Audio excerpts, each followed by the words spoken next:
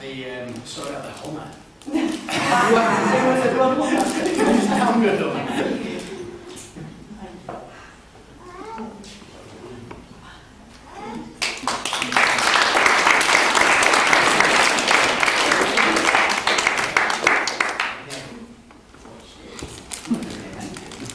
He's got a stitch wheel on the look at this. Has everyone else got one of these? Yeah. I'm really looking forward to this.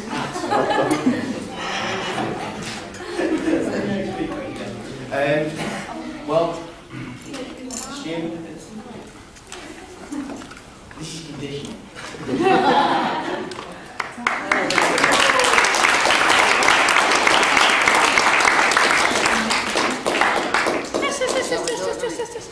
Two people probably the most focused, me and my wife, Miss Towers. Miss Towers. Hey now! I know, I've stopped it. She's not even Miss. Mrs. Getting. It's got to be Mum. If it wasn't for Mum, then probably we'd all be sat around with your help with the flowers. We'd all be sat around with like a daisy chain. An elaborate daisy chain, but a daisy chain nonetheless. So, Thank you.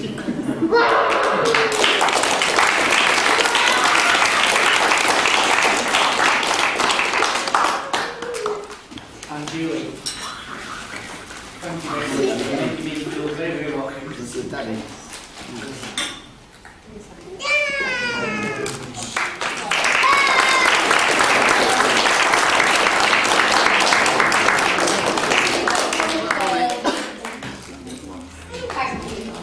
It must have been a bit mad.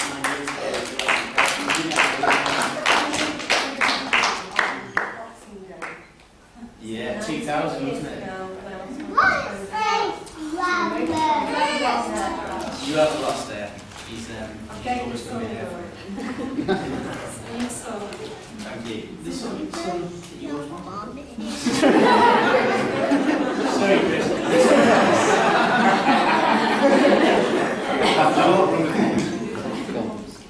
Yep, toast to the mums. To the mums. To every mum that's in Yes.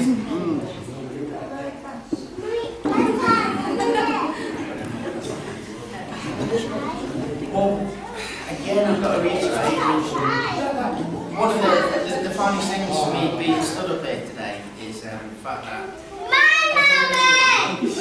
yeah, in fact, I'm only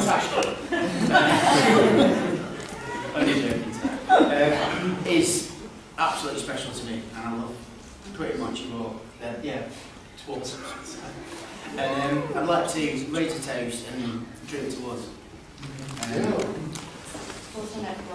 Towards everyone. And may always consider. And some friends as well. Cheers.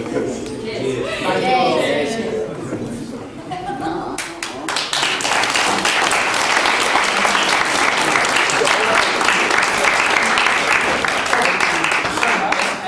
Feel free to head and shoot.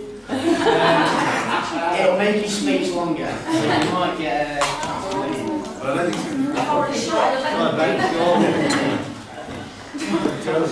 Start!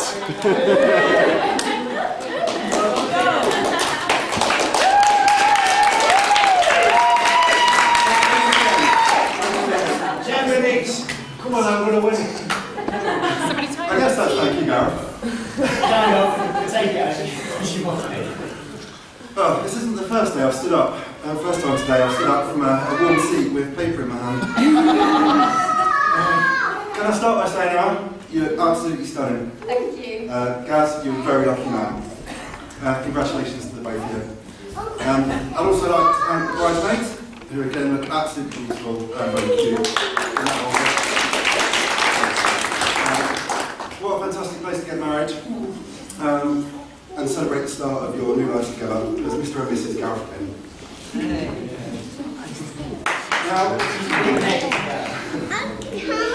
Now, for those of you who don't know me, I'm Stuart, Gaz's posh mate. I know that being from up north, some of you will have never met a southerner before. So for those of you that can't understand a word I'm saying, I've made some notes for you to refer to. They're in the wedding brochure. They're in the envelopes. They're in front of you. Before you open them, can I just say, if you're easily offended, leave it alone. It is all in jest.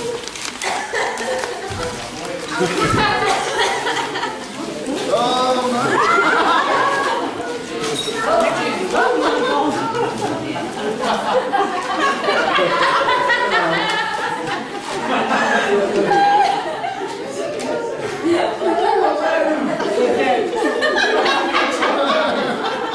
You're evil, Stu.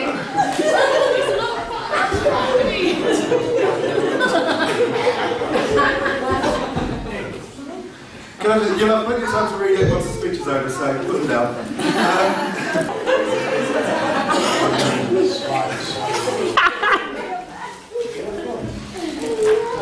We all done? Yeah. Yeah, good stuff. Right. That's not me, by the way. My face is superimposed onto someone else. Yeah. Maybe someone else looking sexy. Wearing some. You don't want to brag about that. Thank you. Right. I wasn't there when Gaz and Emma met, because they got together whilst they were on holiday. But I think it's a lucky escape, given that picture of Gaz in his pink underwear. I met Emma shortly after and got to know her over a few drinks, and straight away knew that it was all going to work out beautifully. If she could put up with Gaz and I hammered, she could probably put up with anything, and she's probably going to need to. As predicted, over the years, I've watched the two of them build on their relationship, buy a house together, make that house a home, and together keep it that way. And as we all know, this isn't always easy, and today this shows for me how well their partnership works. I must admit that when Gaz asked me to be his best man, I was a bit shocked.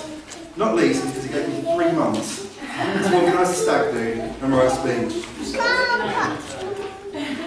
But I also assumed a host of other people would get the job before me. Then I thought about it, and actually it all starts to make sense. Those of you that know Gaz well will know his ability to mither his way into trouble in one way or another and walk away smelling of roses. Well, I'm the big dopey one that police and bouncers love to hate, especially when Gaz has been on the offensive. So I guess he felt that 2 overnight stints at Her Majesty's pleasure and a couple of black eyes elevated me to decision.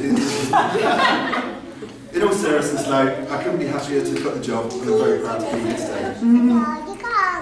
Gaz and I first met back at university in 1995. We didn't really get to know each other until about a year later, when along with Anderson, another friend of ours called Dan, we moved into our first student house together. It was at this point, Gaz and I both discovered we had a mutual appreciation for the finer things in life. Like robes. Bear with me here. For the uninitiated, and I'm guessing that's probably most of you, there's nothing finer in life than sacking off uni and spending the day drinking tea, watching Hey Arnold, playing Streets of Rage 2, all in the comfort of your own robe. We like to call it moving around. However, there are certain rules and boundaries that come with the responsibility of robe ownership.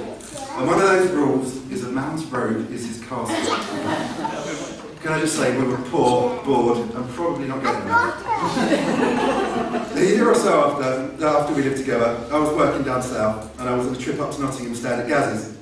Gaz had actually made it into uni, I don't know now, and left me to my own devices in his house. When I found his robe, unprotected. You can imagine his horror, probably not, when he came home to find me roving around his house in his robe. The look in his face actually said, "You might as well sleep with my wife." Well, Gaz, you didn't have a wife back then. I figured the robe was fair game.